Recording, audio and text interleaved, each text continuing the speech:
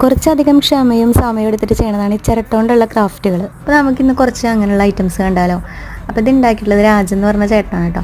അപ്പോൾ കുറേ ഐറ്റംസ് ഉണ്ടാക്കി വെച്ചിട്ടുണ്ടായിരുന്നു. അപ്പോൾ ഇത് അങ്ങനെ പ്രത്യേകിച്ച് മെഷീനറീസോ അങ്ങനെയൊന്നും യൂസ് ചെയ്തിട്ടൊന്നുമില്ല. സാധാരണ എക്സോ ബ്ലേഡ്, ഗ്ലൂ അങ്ങനെയൊക്കെ വെച്ചിട്ട് തന്നെയാണ് ഈ സംഭവങ്ങളൊക്കെ ചെയ്യണം കേട്ടോ.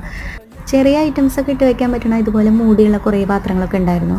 പിന്നെ ഒരു മരത്തിൻ്റെ കുറ്റിയിൽ ഒരു പരുന്തിനെ ചെയ്തിട്ടുണ്ടായിരുന്നു കേട്ടോ. ഈ ഒരു പരുന്തിൻ്റെ ചിറകുകളൊക്കെ കാണാൻ നല്ല ഫിനിഷിങ് ഉണ്ടായിരുന്നു. ഓരോ പീസും ചിരട്ട വെട്ടി ഈ ഒരു ഷേപ്പിലെടുത്തിട്ട് പിന്നെ അത് ഗ്ലൂ വെച്ച് ഒട്ടിച്ചു കൊടുക്കാനാണ് ചെയ്തിട്ടുള്ളത്. പിന്നെ ഒരു ഫൈനൽ ഫിനിഷിങ്ങിനായിട്ട് വാർണിഷിൻ്റെ ഒരു കോട്ട് അടിച്ചു കൊടുക്കാറുണ്ട്. എല്ലാ വർക്കിലും അതുപോലെ ചെയ്തിട്ടുണ്ട്.